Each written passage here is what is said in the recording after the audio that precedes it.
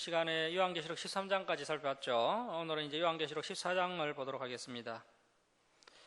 요한계시록 14장은 우리에게 비전을 제시해 주는 내용인데요.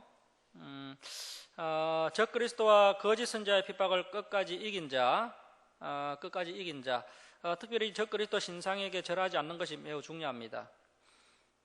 우리는 신상에게 절해도 마음만 지키고 있으면 문제가 되지 않는다라고 생각하지만 절대 그렇지 않습니다.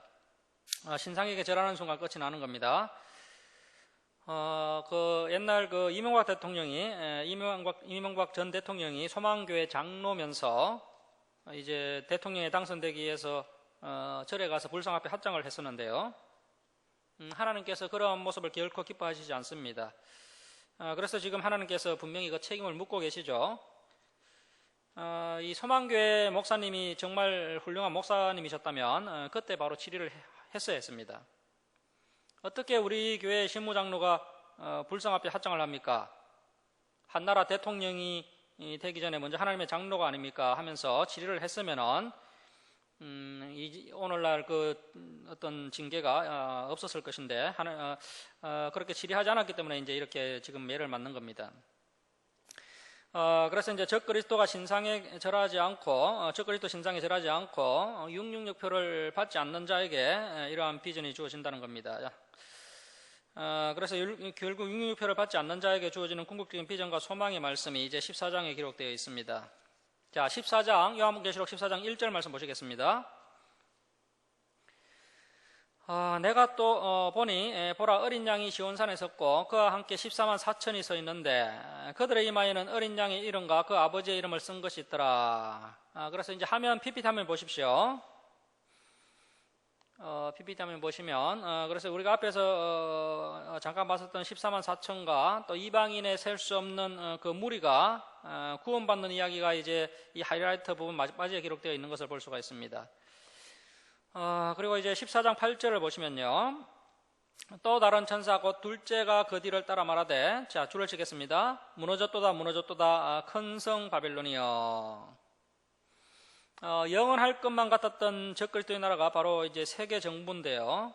이 세계 정부가 이제 결국에는 무너지게 된다는 겁니다.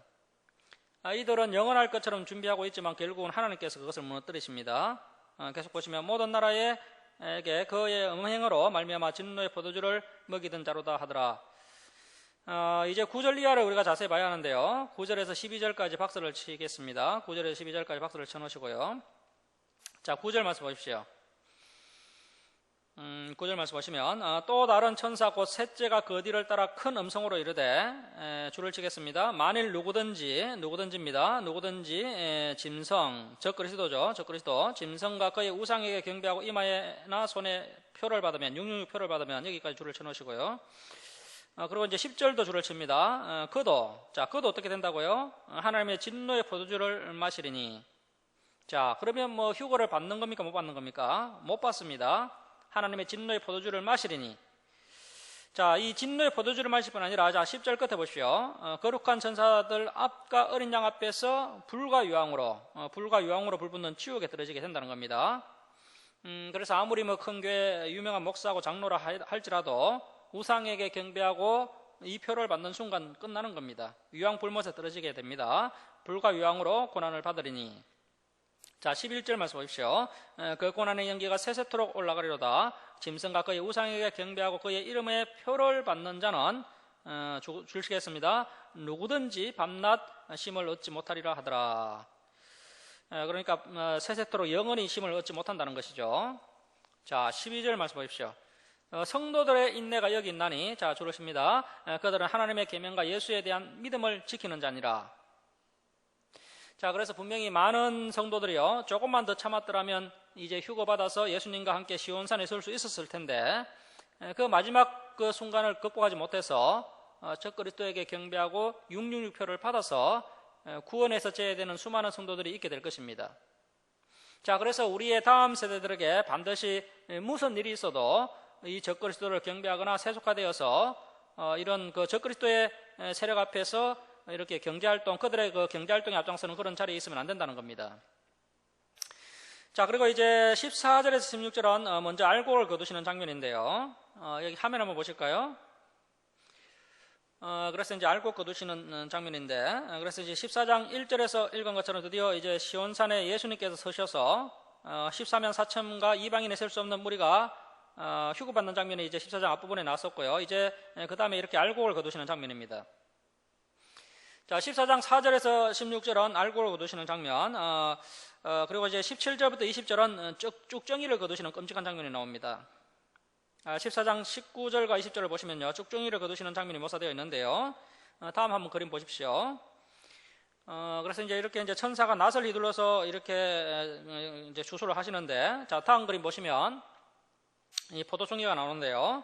이 포도송이가 바로 이제 이 요한계시록에서는 불신자를 이야기하는 겁니다. 자, 땅에 그 불신자들을 하나님께서 거두어서 하나님의 그 진노의 포도주 틀에 던져 넣어서요, 이제 발로 밟으시는 겁니다. 그래서 이제 예레미야서 25장 30절에서도 비슷한 장면이 나왔었고요. 그래서 이제 그 남유다의 멸망이 바로 이제 정말 인류 역사 종말의 예표고, 이 요한계시록의 마지막 심판이 이제 실상입니다. 이렇게 이제 실상이 이루어지게 되고요. 자, 그리고 다음에 한번 보십시오. 다음에 한번 보시면은, 자, 그래서 여기 한번 보시면 이렇게 이제 12, 13, 14장은 먼 과거부터 종말까지의 역사를 압축해서 보여주고 있는 하이라이트 장면이라고 보시면 되고, 우리가 이렇게 하이라이트 장면을 이제 살펴봤습니다. 이제 15장으로 가겠습니다. 15장부터 우리가 이제 좀 나누어서 봤으면 좋겠는데요. 15장 이제 먼저 불신자가 가는 길을 한번 보도록 하겠습니다. 불신자가 가는 길. 자, 여기 화면 한번 보십시오. 다음 한번 보십시오. 불신자가 가는 길을 보시면, 자, 불신자들은요, 첫 번째 일곱인 환란을 겪게 되고, 그리고 또 일곱 나팔 환란을 겪게 되고요. 그리고 일곱 번째 나팔을 불 때 이 불신자들은 휴거받지 못합니다. 자, 휴거받지 못하면 이제 이 불신자들은 어떻게 되는 겁니까? 이제 16장을 보시면 진노의 일곱 대접재앙이 나오죠. 불신자들은 그 진노의 일곱 대접재앙을 고스란히 다 받게 된다는 겁니다. 자, 16장에 이제 진노의 일곱 대접재앙은 우리가 꼭 살펴봐야 되는데, 이 진노의 일곱 대접재앙, 다음 한번 보십시오. 다음 한 번 더 넘기십시오. 예, 이게 이제 불노의 일곱 대접재앙이 이렇게 쏟아지는 장면인데요. 이제 진노의 일곱 대접재앙은 휴거받은 성도와는 관계가 없고요. 이 인환란과 나팔 환란과는 비교되지 않는 완전히 이 세상을 끝장내시는 하나님의 진노입니다. 인류 역사 전체를 통해서 축적되었던 하나님의 진노가 이제 한순간에 완전히 폭발하는 겁니다. 이런 구조를 이해하려면 우리가 그 구약 성경을 알아야 됩니다. 그 예레미야서나 에스겔서를 우리가 알고 있어야 하나님의 진노가 어떤 것인지를 우리가 이해할 수가 있습니다. 자, 그래서 이제 16장을 보십시오. 그리고 이제 다음에 한번 보십시오. 이제 일곱 대접장에 나오고 있는데요. 이제 요약해서 말씀드리겠습니다. 이 화면 보시면서 보시면 되겠습니다. 그래서 이제 첫 번째 대접을 하나님께서 천사가 쏟으니까, 첫 번째 대접을 쏟으니까 이제 살이 썩어가는 악성 종기가 생기게 됩니다. 첫 번째 대접을 쏟으니까 살이 썩어가는 악성 종기가 생기게 되고요. 그리고 이제 두 번째 대접을 쏟으니까 바다가 죽은 사람의 피같이 되어서 모든 생물이 다 죽게 되고, 그리고 세 번째 대접을 쏟으니까 강과 물이 피가 되고, 그리고 이제 네 번째 대접을 쏟으니까 해가 건세를 받아서 불로 사람을 태운다고 하는데요. 아마도 이제 태양이 폭발해서 열 폭풍이 지구로 몰려오게 되고, 그 열로 많은 사람들이 죽게 되는 것이 아닌가, 이렇게 이제 생각해 볼 수 있습니다. 그리고 이제 다섯 번째 대접을 쏟으니까 이제 적그리스도의 나라가 어두워지고 사람들이 큰 고통에 휩싸이게 되고요. 그리고 여섯 번째 대접을 쏟으니까 이 마귀가 사람들을 충동질해서 이 하나님과의 그 아마겟돈 전쟁을 일으키게 됩니다.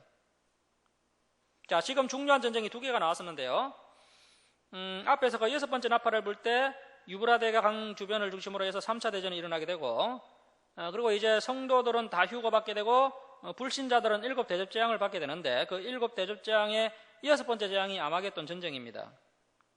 이때 마귀가 이제 사람들을 충동질해서 하나님과의 아마겟돈 전쟁을 일으키게 됩니다. 자, 그 다음에 이제 일곱 번째 대접재앙 때 역시 가장 큰 지진이 일어나게 되고요. 이 지진으로 이제 적그리스도의 나라가 완전히 무너져 내리게 됩니다. 그래서 이 지진은 교만한 나라를 깨뜨리는 하나님의 심판의 도구가 되겠습니다. 자, 그래서 우리가 일본에서 일어났던 그 대지진과 쓰나미를 어떻게 봐야 될까요? 그것은 하나님의 심판입니다. 그래서 이제 우리 그리스도인들은 이것을 알기 때문에 인터넷에 이제 일본이 하나님의 심판을 받았다고 말하면 또 기독교를 믿지 않는 사람들한테 욕을 먹게 됩니다. 그래서 우리가 알고 있지만 그렇게 또 표현을 하면 안 됩니다. 우리는 이 성경을 알기 때문에 이것이 하나님의 심판의 방법이로구나라고 우리는 이제 알게 되고요. 그래서 이 지진은 바로 인간의 교만을 하나님께서 무너뜨리시는 도구로 이렇게 사용하십니다. 특별히 그 남자들의 교만, 남자들의 그 찬란한 도시 문화, 뭐 지하철이나 고층 빌딩, 이 남자들의 교만을 하나님께서 단 5분 만에 흔들어서 다 무너뜨리십니다. 적그리스도의 나라도요, 하나님께서 7번째 대접재앙 때 지진으로 완전히 무너뜨려 버리십니다. 그리고 또 7번째 대접재앙 때 하늘에서 30kg짜리 우박이 떨어지게 되는데요. 그래서 이러한 이 교만한 적그리스도의 도시를 우박으로 다시 한번 완전히 박살내 버리십니다. 이것이 바로 하나님의 심판의 방법입니다. 자, 여러분, 이 자연 만물이 뭡니까? 하나님의 일반 계시죠. 하나님을 이해할 수 있는 일반 계시입니다. 그래서 앞으로 우리나라에도 이제 지진이 많이 일어나게 될 겁니다. 우리나라도 이제 소형 지진은 1년에 수십 차례 일어나고 있죠. 지난 그 2016년 9월 달에 이제 경주에서 5.8의 지진이 일어났었고, 그리고 이제 2017년도에도 또 포항에서 이제 규모 5.4의 지진이 있었고요. 그때 많은 피해를 입었습니다. 자, 그래서 이제 뭐 지진과 우리나라가 무슨 상관이 있으리요? 이제는 그렇지 않습니다. 이 지진은 하나님의 심판의 도구 중에 하나라는 사실을 저와 여러분이 항상 명심해야 하고요. 7번째 대접재앙 때 이제 이 지진에 대한 내용이 이렇게 기록되어 있습니다. 이렇게 이제 진노의 7 대접재앙을 불신자들이 경험하게 됩니다. 자, 그리고 다음에 한번 보시면요. 결국에는 이제 적그리스도의 나라가 이제 바벨론, 그것을 바벨론이라고 이야기하고 있는데 바벨론이 무너져서 이제 또 불타게 됩니다. 다음 한번 보십시오. 이렇게 이제 불이 타게 되고요, 바벨론이. 자, 그리고 이제 어떤 일이 일어나게 됩니까? 자, 다음에 한번 보시면은 그 불신자의 대표를 할 수 있는 적그리스도와 또 거짓 선지자들이 이제 산채로 지옥불에 던져지게 됩니다. 그 이야기가 이제 요한계시록 19장 20절에 나와 있습니다. 그리고 이제 20장으로 가십시오. 20장으로 가시면은 다음 한번 보십시오. 그래서 이제 사탄이 무적행에 갇히게 되고요. 이 땅에 이제 천년의 평화, 이제 천년왕국 시대가 들어가게 됩니다. 자, 문제는 이러한 심판이 있었는데도 천년왕국 시대를 통해서 인류가 다시 번성한다는 겁니다. 그 이야기가 이제 이사야서 65장 17절 이하를 보면요. 이사야 65장 17절 이하를 보면 보라, 내가 새 하늘과 새 땅을 새롭게 하겠다. 백세에 죽으면 젊은 사람이 애죽었나 하게 될 것이고 사람들이 나무에 수한 만큼 사는 시대가 오게 될 것이다. 그렇게 이사야가 예언한 적이 있었는데요. 그렇다면 이 천년왕국 시대는 사람들이 오래 살기는 하지만 분명히 죽는 시대입니다. 자, 그렇다면 이 천년왕국은 진짜 천국이 아닌 거죠. 자, 그러면 이것이 어느 시대일까요? 그래서 아마 이제 진노의 7 대접재앙 이후에 이제 이 사탄이 무정의에 갇히고 나서 천년왕국 시대가 돌아가는 것이 아닌가 이렇게 보고 있습니다. 그래서 이제 이사야 6장 17절의 이하의 말씀을 이제 다른 시대는 적용할 수가 없고 이것을 이제 천년왕국 시대로 보는 겁니다. 사탄이 무정의에 갇히게 되고 이제 천년왕국 시대가 오면서 다시 인류가 번성하게 되고요. 이 천년왕국 시대가 이제 유대인의 대거 회개의 때가 아닌가 이렇게 보고 있습니다. 그래서 유대인의 때라고 볼 수 있고요. 천년왕국 시대가 바로 유대인의 때입니다. 자, 다음 한번 보십시오. 이 천년왕국 PPT를 보시면요, 이제 천년왕국에 대한 설명이 쭉 나오고 있는데요. 그래서 이제 아마도 천년왕국이 이렇지 않겠나 한번 이제 우리가 상상을 해볼 수 있는 것이죠. 그래서 다음 한번 보시면요. 그래서 이렇게 아름다운 그런 나라가 이제 천년왕국 시대가 이제 오게 될 것이고, 한번 또 계속 넘겨 보십시오. 예, 다음 한번 보시면, 그리고 또 보시고, 그래서 이제 성경에 말씀하고 있는 것처럼 뭐 사자가 소처럼 집을 먹고 이리와 어린 양이 함께 있어도 아무런 해함이 없는 그런 시대가 바로 이 천년왕국 시대로 보입니다. 그리고 이제 20장 7절 이하를 가면요, 20장 7절 이하로 가시면 이제 천년이 차고 이제 천년왕국 시대도 이제 끝나고요. 마귀가 무정에게서 잠시 풀려나게 됩니다. 다음 한번 보십시오. 그래서 이제 천년왕국도 주물게 되고요. 그리고 또 한번 보시면은 그래서 마귀가 이제 무정행에서 풀려나게 되는데요. 이 천년왕국 때 유대인들이 대거 회개하고 돌아왔다고 했지 않습니까? 그때 돌아온 유대인들과 마귀가 전쟁을 일으키는 것으로 보입니다. 그때 하나님께서 이 마귀의 세력을 심판하시고, 그래서 다음에 한번 보시면은 하나님께서 이제 마귀를 이제 붙잡으시는데요. 다음 보십시오. 그리고 또 다음 보시면은 이 마귀를 이제 잡아서 지옥에 던져 넣으시면 정말 세상이 끝이 나는 겁니다. 자, 그래서 이제 예수님이 재림하실 때 우리가 휴거하면요, 그때 이제 이 세상의 끝이라고 우리는 항상 알고 있었지만, 그때 이제 이 세상이 완전히 끝이 나는 것은 아니고, 이렇게 이제 마귀가 이제 완전히 유황골못에 던져지고 나서야 이제 정말 세상이 끝이 나는 겁니다. 우리가 보는 성경은 요한계시록을 문자대로 이렇게 보는 그런 해석입니다. 그래서 이제 요한계시록을 문자대로 보면 이렇게 된다는 것이죠. 그리고 나서 이제 20장 11절로 갑니다. 20장 11절. 자, 20장 11절로 가면 다음에 한번 보십시오. 이제 하나님께서 이제 백보자 심판 때 백보자에 앉으셔서 심판을 하시는데요. 다음에 한번 넘겨 보십시오. 다음 한번 보시고. 그래서 이제 그 음부의 불신자들이 이제 심판을 받기 위해서 부활하게 됩니다. 이것이 뭡니까? 바로 심판의 부활이죠. 불신자들이 심판의 부활을 하게 됩니다. 우리는 뭐 죽은 사람들은 뭐 부활이 없고 그냥 그대로 지옥에 가는 것 같다 생각하지만요, 안 그렇습니다. 불신자들도 다시 부활합니다. 우리처럼 부활해서 심판의 부활을 하게 되는 거죠. 그래서 심판의 부활을 하고, 그래서 20장 14절을 보시면요, 육신을 입고 지옥불에 던져지는 겁니다. 다음에 한번 보십시오. 그래서 저런 지옥불에 육신을 입고 이제 지옥에 던져지는 겁니다. 그래서 고통스러운 거죠. 그래서 아직까지 지옥 간 사람은 아무도 없습니다. 지금은 이제 음부에 이렇게 머물러 있고요. 물론 지옥과 비슷한 환경이지만 저런 불붙는 지옥불은 아니고, 나중에 이제 부활해서 심판의 부활을 해서 지옥불에 던져지게 되는 겁니다. 자, 그리고 다음에 한번 보십시오. 또 다음 한번 보시면은, 자, 이제 성도들이 가는 길이 있는데요. 앞에서 이제 불신자들이 가는 길을 받고 이제 성도가 가는 길이 있습니다. 우리가 이 길을 사모해야 됩니다. 우리가 가야 할 길입니다. 자, 그래서 이제 일곱인 환란, 일곱 나팔 환란, 이제 우리가 다 겪게 되고요. 우리 성도들도 겪게 된다고 말씀드렸습니다. 이제 일곱 나팔 불 때 우리 성도들은 휴거하고, 이때 성도들은 부활의 몸을 입게 됩니다. 이제 죽은 사람들이 부활해서 이제 부활의 몸을 입게 되고, 이제 살아있는 사람들은 휴거되어서 또 이제 부활의 몸을 입게 되는 거죠. 몸이 변화되게 됩니다. 자, 이제 15장 2절로 가시면요. 15장 2절로 가면 15장 2절 이하를 보면 이 땅에 이제 분노의 일곱 대접장이 쏟아질 때요. 분노의 일곱 대접장이 쏟아질 때 우리 성도들은 그때 어디로 배신합니까? 15장 12절 이하를 보면요. 불이 섞인 유리바다 건너편으로 숨겨지시는 은혜를 경험하게 됩니다. 이 내용도 우리가 구약 성경을 알아야 이해할 수가 있는 구절이죠. 자, 여러분, 애굽을 탈출한 이스라엘 백성들이요, 홍해 바다를 무사히 건너게 되고, 이스라엘 백성들을 뒤쫓던 그 애굽의 병사들, 애굽의 군사들은 바로 홍해 바다에 다 수장되지 않습니까? 그것이 예표고요. 이 요한계시록 15장이 바로 실상이 되는 겁니다. 자, 그리고 이제 19장으로 가면 이제 성도들이 어린 양의 혼인잔치에 참여하게 됩니다. 마태복음 22장에서 예수님께서 혼인잔치 비유를 말씀하셨죠. 그것이 바로 어린 양의 혼인잔치입니다. 자, 그때 예수님께서 어떻게 말씀하셨습니까?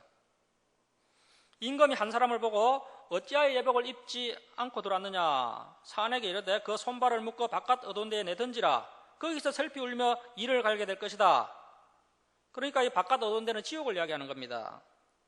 자, 그런데 마태복음 22장 혼인잔치 비유에서 왜 이 사람이 혼인잔치에 내어 쫓김을 받게 되는 겁니까? 그 사람이 예복을 입지 않았기 때문입니다. 자, 그렇다면 이 예복은 무엇을 의미할까요? 자, 우리 요한계시록 19장 8절 한번 보시겠습니다. 요한계시록 19장 8절. 지금 어린 양의 혼인잔치입니다. 자, 요한계시록 19장 8절 우리 함께 읽겠습니다. 자, 시작. 그에게 빛나고 깨끗한 세마포 옷을 입도록 허락하셨으니 이 세마포 옷은 성도들의 옳은 행실이로다 하더라. 자, 줄을 씁니다. 세마포 옷은 성도들의 옳은 행실이로다. 자, 여러분, 참 믿음을 가진 성도라면요, 반드시 어떤 열매가 있습니까? 이 옳은 행실이 있어야 됩니다. 이것이 바로 예복입니다. 자, 이렇게 이제 19장에 어린 양의 혼인잔치가 나오고요. 다 이제 드디어 20장에는 천년왕국이 나오죠. 그래서 저와 여러분은 이 천년왕국 시대에 이미 부활의 몸을 입은 상태에서 이 천년왕국을 우리가 만나게 되는 겁니다. 왜냐하면요, 이때는 이미 이방인의 전도회 때는 다 끝이 났습니다. 그리고 천연왕국은요, 유대인의 전도의 시대이기 때문에 유대인들만 돌아오는 것이지 이방인들의 전도는 이방인들의 전도의 문은 이미 닫혔습니다. 자, 그래서 이제 우리 성도들은 반드시 부활의 몸을 입고 이 천연왕국 시대를 맞이해야 됩니다. 그런데 이 천연왕국에 대한 소스가 이제 세 군데가 이제 성경에 나오고 있는데요. 여기 20장에 한번 적어 놓으시기 바랍니다. 천연왕국에 대한 소스가 세 군데 나오는데, 첫 번째가 스가랴 12장 10절에서 14장까지, 스가랴서 12장 10절에서 14장까지, 스가랴 12장 10절에서 14장까지고요. 두 번째, 이사야 65장 17절에서 25절, 이사야 65장 17절에서 25절, 이사야서 65장 17절에서 25절, 그리고 요한계시록 20장 1절에서 10절입니다. 요한계시록 20장 1절에서 10절. 이 세 군데가 이제 천연왕국에 관한 소스입니다. 유일한 소스입니다. 이 말씀은 뭐 천연왕국 말고는 다르게 어떻게 해석할 수 없습니다. 이것은 이제 성경을 여러 차례 봐야지만이 이것이 천연왕국에 대한 설명으로 알 수가 있는 것이죠. 자, 이 천연왕국 시대를 이렇게 보게 되는데요. 그래서 이 말씀들을 보면 천연왕국 직전에 아까 이제 성도들이 부활의 몸을 입었죠. 7번째 나팔을 불 때 성도들이 부활의 몸을 입고 그 아까 살펴봤던 그러한 스케줄을 통과한 다음에 이제 천연왕국 시대를 맞이하게 되는데요. 이때 이미 성도들은 부활의 몸을 입은 상태고 부활의 몸을 입은 성도들이 이제 예수님과 함께 이제 이 땅에 재림하게 되는 겁니다. 부활의 몸을 입은 성도들이 예수님과 함께 재림하게 됩니다. 그 재림이 어디에 나오느냐면 스가랴서 14장 4절과 5절에 나오고 있습니다. 스가랴 14장 4절과 5절에 나옵니다. 스가랴 14장 4절과 5절에 보면 예수님께서 성도들과 함께 재림하십니다. 자, 그런데 이제 성경이 침묵하고 있는 것은요, 그렇게 이미 부활의 몸을 입은 성도들이 예수님과 함께 천연왕국 직전에 이렇게 재림을 해서 이제 그 천연왕국 시대를 보내게 되는데요. 그 부활의 몸을 입은 성도들이 어떤 모습으로 이 천연왕국을 보내게 되는지 성경은 그것을 침묵하고 있습니다. 그래서 이것을 우리가 자세히 알 수가 없습니다. 아마 이 세상과는 비교할 수 없는 정말 행복한 시간을 보내게 될 겁니다. 그야말로 이제 허니문 여행이라고 할 수 있죠. 마치 신혼부부가 결혼해서 허니문 여행을 가는 것과 같은 그런 행복한 시간을 우리 성도님들이 이제 예수님과 함께 보내게 될 겁니다. 그래서 이 천연왕국 시대는요, 유대인들의 일반적인 삶과 또 이미 부활의 몸을 입은 성도들이 함께 병행하는 시대로 볼 수가 있습니다. 그런데 과연 어떻게 병행될 것이며 또 서로 어디까지 서로 인식하며 지내게 될 것인지는 알 수가 없습니다. 이러한 천연왕국 시대를 보내게 되고요. 그리고 이제 21장, 22장은 드디어 우리의 궁극적인 소망 천국이 나오고 있습니다. 21장, 22장은 천국입니다. 자, 천국으로 가겠습니다. 21장, 22장은 우리의 궁극적인 소망인 천국인데요. 그 천국의 내부, 외부 모습이 나오고 있습니다. 유일한 자료입니다. 그리고 왜 하나님께서 이 성경책 한 권을 별건으로 해서 천국 외부, 내부의 모습은 이러하니까 우리가 인내하면서 승리하라고 그렇게 말씀하시면 좋을 텐데요. 그렇게 하지 않으시고 왜 이렇게 간단하게 말씀하셨을까요? 뭐 이것만으로도 충분하기 때문에 그렇습니다. 이것 이상 누가 천국에 갔다 왔네 하면서 간증하는 말 들을 필요 없습니다. 그런데 그 간증하는 걸 들어보니까요, 전혀 현실성이 없더라고요. 성경에 맞지 않는 간증입니다. 성경을 알면요, 그게 맞을 수 없는 간증이 되는 거죠. 그래서 우리는 이 말씀대로 믿으면 충분한 겁니다. 자, 21장 1절 말씀 보십시오. 21장 1절 말씀 보시면 또 내가 새하늘과 새 땅, 주를 씁니다. 새하늘과 새 땅. 자, 이 새하늘과 새 땅을 오늘날 신천지가 가져가는 바람에요, 우리가 함부로 신천지라고 말할 수도 없고, 그래서 우리는 이제 새하늘과 새 땅이라고 이야기해야 되는데요.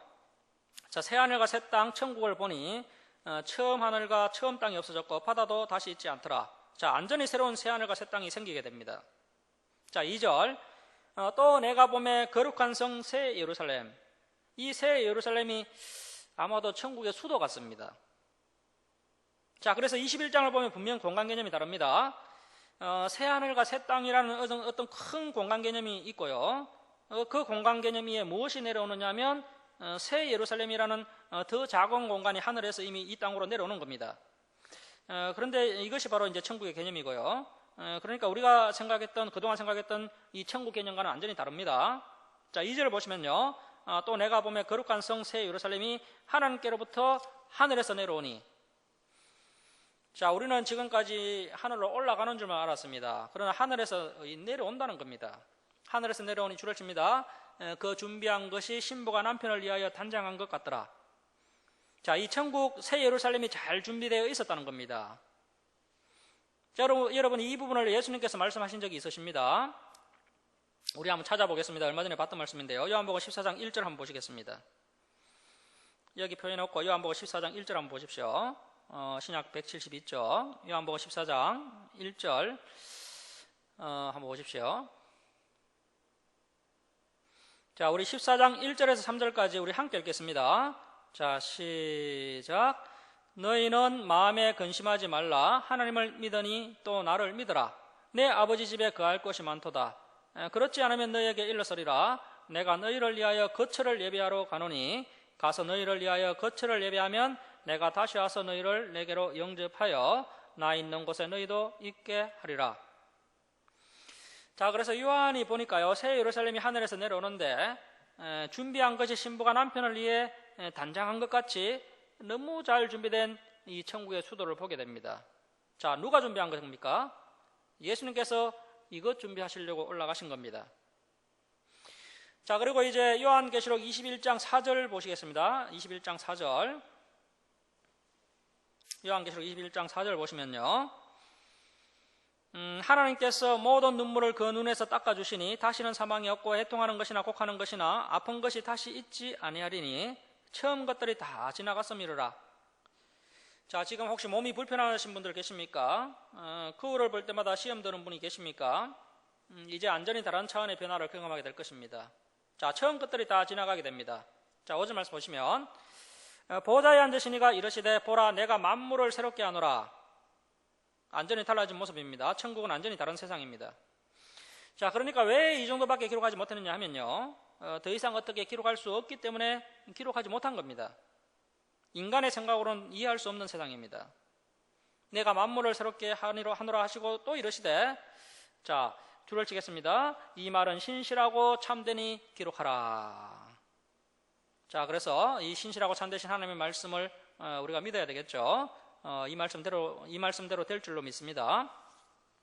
자, 이제 7절 말씀 보시면요. 7절 말씀 보시면 이기는 자. 제가 앞에서 그 소아시아 7교회 살펴보면서 이기는 것이 중요하다고 말씀을 드렸죠.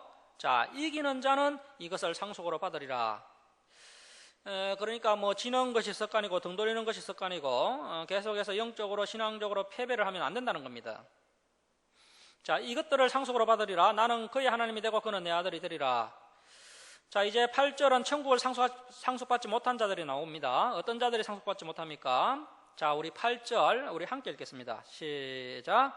그러나 두려워하는 자들과 믿지 아니하는 자들과 흉악한 자들과 살인한 자들과 음행하는 자들과 점술가들과 우상숭배자들과 거짓말하는 모든 자들은 불과 요항으로 타는 못에 던져지리니 이것이 둘째 사망이라.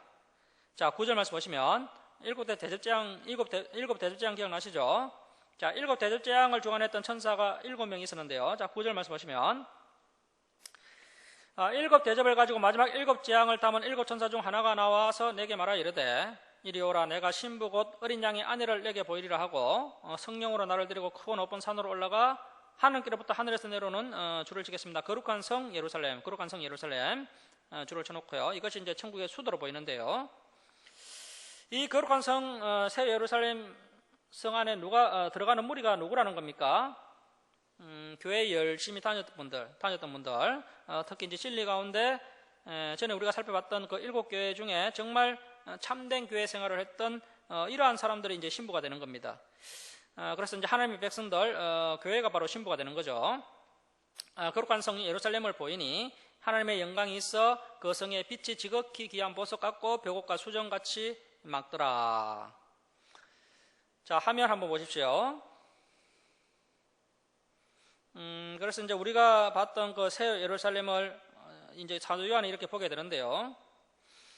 아까 그 진노의 7대접재앙을 주관했던 한 천사가 사도 요한에게 거룩한 성 예루살렘을 이렇게 보여줍니다. 하늘에서 내려오는 겁니다.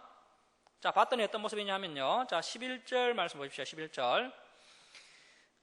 그 성의 빛이 지극히 귀한 보석 같고 벽옥과 수정같이 막더라. 자, 12절 말씀 보십시오. 12절. 크고 높은 성곽이 있고 자, 일단 기초 성곽이 튼튼하게 있었고요. 그리고 이제 12문이 있는데 문에 12천사가 있고 그 문들의 이름을 썼으니 그 문의 이름이요 이스라엘 자손 12지파의 이름들이라. 자, 그러니까 이 문 이름이 유다지파, 베냐민지파 이런 식으로 12지파의 이름들이 그 문에 기록되어 있었습니다. 자, 13절 말씀 보시면 이 PPT에 나온 것처럼 이제 문이 동서남북으로 문이 각 3개씩 12개가 모두 있었다는 겁니다. 그리고 이제 14절 말씀 보시면 그 성의 성곽에는 12기초석이 있고, 자, 밑에 그 12문이 있는 곳이 기초성곽인데요. 이 기초성곽에 12기초석으로 되어 있었다는 겁니다. 그런데 그 기초석 위에는 어린 양의 12사도의 12이름이 있더라. 그래서 그 기초석 위에는 요한, 베드로, 야고보 이렇게 12사도의 이름이 이제 12기초석 벽돌에 새겨져 있었다는 겁니다. 자, 그리고 이제 16절 말씀 보시면 그 성은 네모가 반듯하여 길이와 너비가 같은지라. 그 갈대자로 그 성읍을 측량하니 그 성을 측량하니 12,000스타디온이요 길이와 너비와 높이가 같더라. 그러니까 이 예루살렘 성이요 네모 반듯했다는 겁니다. 그리고 16절 끝에 보면 그 성을 측량해 보니 12,000스타디온. 그런데 길이와 너비와 높이가 같았다는 거죠. 그러니까 정육면체입니다. 정육면체. 그리고 17절 말씀 보십시오. 17절. 그 성곽을 측량함에 144규빗이니 사람의 측량고 천사의 측량이라. 자, 그러니까 사람의 측량고 천사의 측량이었다. 그러면 천사가 사람의 측량법으로 측량했다는 것이죠. 그래서 아까 말씀드렸다시피 이 예루살렘 성 마치 그 천국의 수도와 같은 그 공간 역할을 하는 이 성이요 길이와 너비와 높이가 얼마라고요? 12,000스타디온. 1스타디온이 185m입니다. 1스타디온이 185m인데요. 그러면 185m 곱하기 12,000스타디온 하면요, 이 길이가 얼마나 되느냐 하면 2220km가 나옵니다. 2220km. 그러니까 이제 천국 수도의 길이, 넓이, 높이가 모두 같으니까요. 길이, 넓이, 높이가 2220km라는 겁니다. 그러면 면적이 얼마나 나옵니까? 평면적을 계산하면요. 2220km 곱하기 2220km 하면 면적이 나오는데요. 그 면적이 얼마냐면 492만 8,400km, 492만 8천 제곱킬로미터, 492만 8,400 제곱킬로미터가 나오는 거죠. 우리 남한 면적이 약 10만 제곱킬로미터거든요. 그러면 우리 남한의 약 50배 정도의 면적이 나옵니다. 우리 남한 면적의 50배 정도 면적이 나옵니다. 그리고 이제 뭐 중국의 한 절반 정도. 물론 이것이 뭐 실제 크기인지 뭐 상징 의미인지는 알 수가 없습니다. 그런데 뭐 실제적인 크기라고 해도 누가 뭐라 할 수 없습니다. 그리고 이제 17절을 다시 보면요, 이 기초 성곽을 측량해 보니까 144규빗. 이것도 또 한산해 보면 기초 성곽 높이가 66m입니다. 그래서 여기가 이제 진주문이 있었던 곳이죠. 12사도의 이름이 새겨져 있는 그 기초 성곽의 높이가 66m였다는 겁니다. 자, 18절 말씀 보십시오. 그 성곽은 벽옥으로 쌓였고 그 성은 정금인데 맑은 유리 같더라. 19절. 그 성의 성곽의 기초석은 각색 보석으로 꾸몄는데 첫째 기초석은 벽옥이요, 둘째는 남보석이요, 셋째는 옥소요, 넷째는 옥보석이요. 이렇게 이제 12가지 값비싼 기초석이라고 밝히고 있고요. 자, 21절 말씀 보십시오. 그 12문은 12진주니, 뭐 이걸 진주가 뭐 또 조잡하게 작은 진주를 붙여서 만든 그런 진주문이 아니고요. 다음 한번 보십시오. 다음 한번 그림 보시면요, 이 진주문이 통진주로 되어 있습니다. 12진주니 각 문마다 한 개의 통진주로 되어 있습니다. 아까 높이가 66m라고 그랬나요? 66m니까 거의 66m 가까이 나오겠죠. 저런 통진주로 되어 있고요. 예루살렘 성의 길은 맑은 유리 같은 정금이더라. 자, 그러니까 이 상에서 이러한 귀한 보석들이 뭐 값비싼 장신구, 귀걸이, 목걸이, 반지로서 있는데 이 안에 보니까 이러한 귀한 보석들이 뭐 천국에는 다 건축 재료라는 겁니다.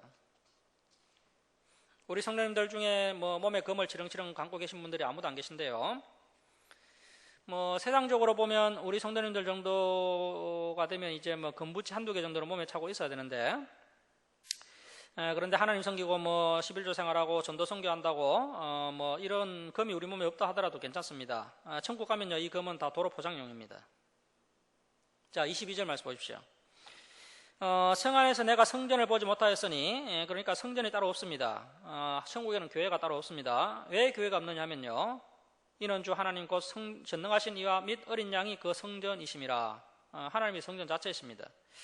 하나님이 계시고 예수님이 계신데 따로 교회에 성전이 필요가 없습니다. 자, 23절 말씀 보십시오. 그 성은 해나 달의 비침이 쓸데없으니, 또 발전소가 없습니다. 전기도 없고요, 해와 달의 비침이 쓸데없으니 이는 하나님의 영광이 비치고 어린 양이 그 등불이 되심이라. 하나님이 얼마나 밝으신지요, 또 예수님이 얼마나 밝으신지 빛 자체이시기 때문에 다른 빛이 필요 없다는 겁니다. 그래서 뭐 천국은 한전도 필요 없고요, 전기세 많이 나와서 힘드시죠. 천국에서는 전기세 낼 필요도 없습니다.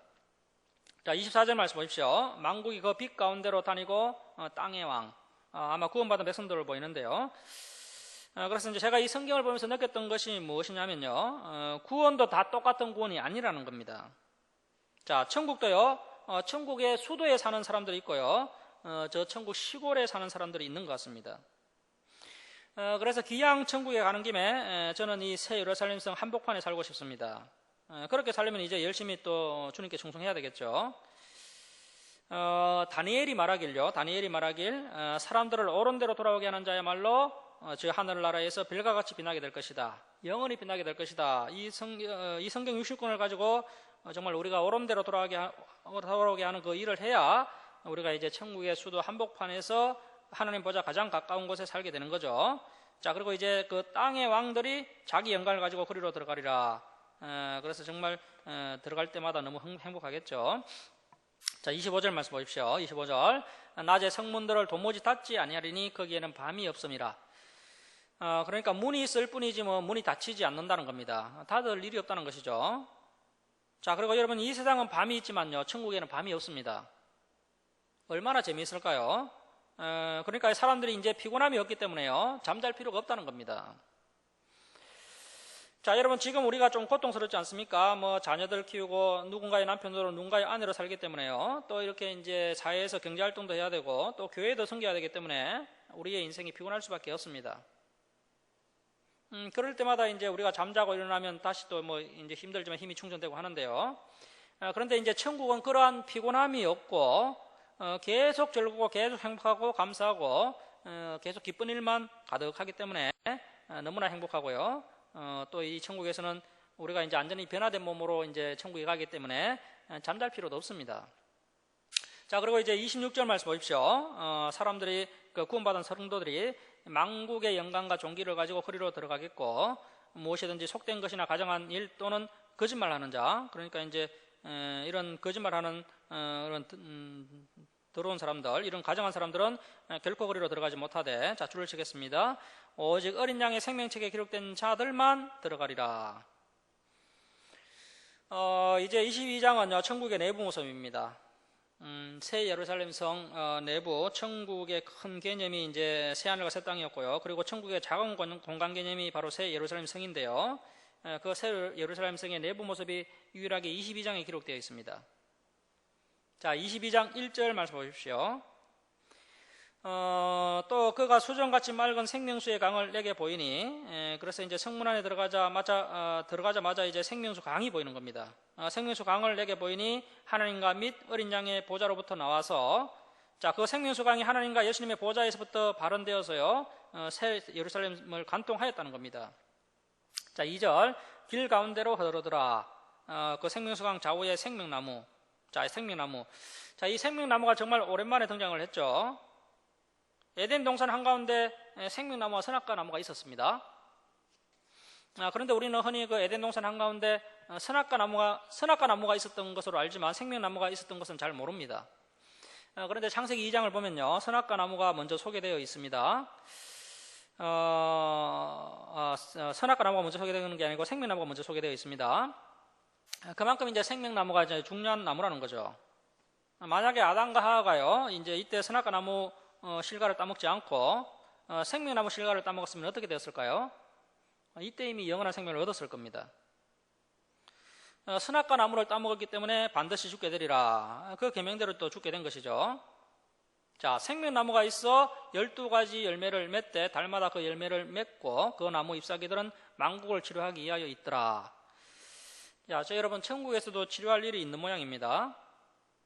치료할 일이 없으면 잎사귀로 만국을 치료하기 위하여 있더라 이런 표현이 안 나올 거 아닙니까?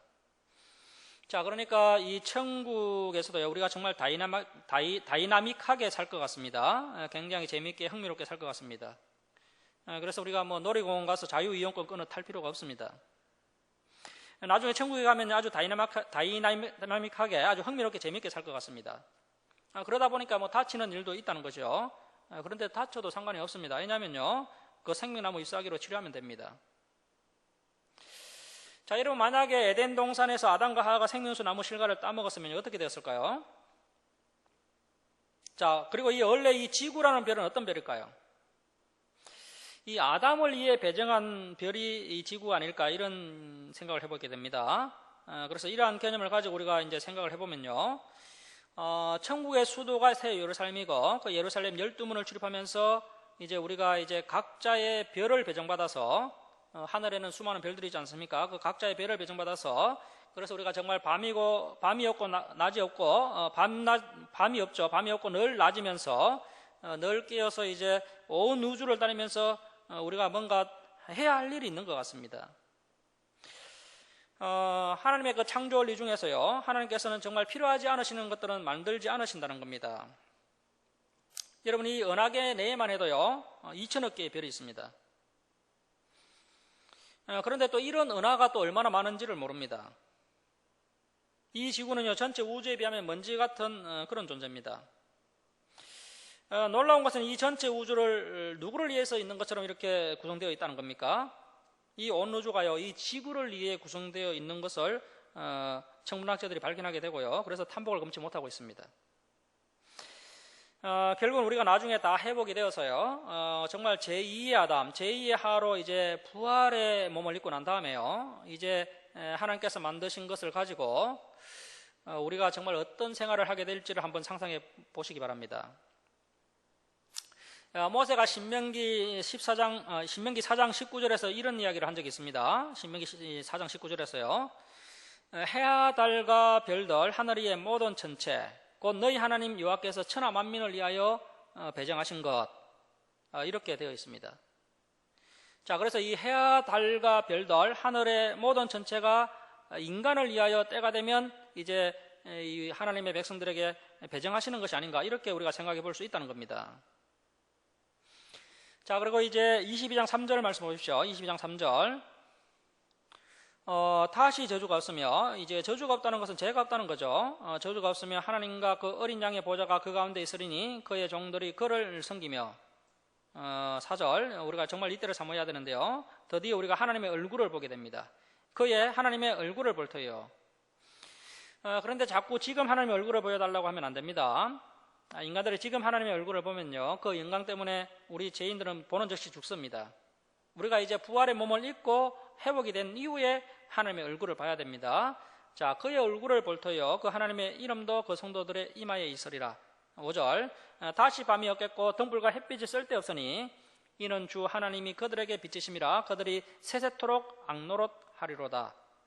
자, 7절 보시면 보라 내가 속히 오리니 이 두루마리의 예언.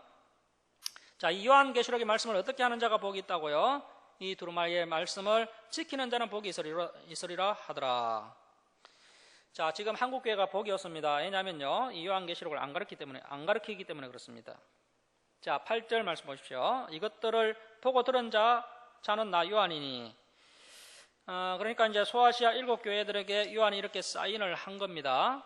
이 요한계시록을 보고 듣는 사람들은 요한 사도가 하신 말씀이면 이것은 정말 대단한 계시가 맞지 하면서 인정하게 되는 거죠. 요한계시록의 신빙성을 사도 요한의 이름을 가지고 보정하고 있는 겁니다. 그래서 이제 목회자들은 자기가 가르치는 말씀을 보정할 수 있어야 됩니다. 목회자가 열심히 공부를 해서 그 목사님이 하신 이야기면 맞는 이야기지, 이렇게 이제 사람들이 인정할 정도로 자기 자신의 진리를 자기 자신이 보정할 수 있어야 됩니다. 요한이 이렇게 이제 사인을 한 겁니다. 자, 10절 말씀 보십시오. 또 내가 말하되, 자, 줄치고 발표하겠습니다. 이 두루마리의 예언의 말씀을 임봉하지 말라, 때가 가까우니라. 자, 그런데 지금 대부분의 교회들이 이 요한계시록을 임봉하고 있죠. 이 요한계시록을 임봉하지 말라. 저와 여러분이 이 요한계시록 이렇게 열어서 살펴보니까요, 생각보다 쉽죠. 임봉하지 말라. 하나님의 명령입니다. 명령.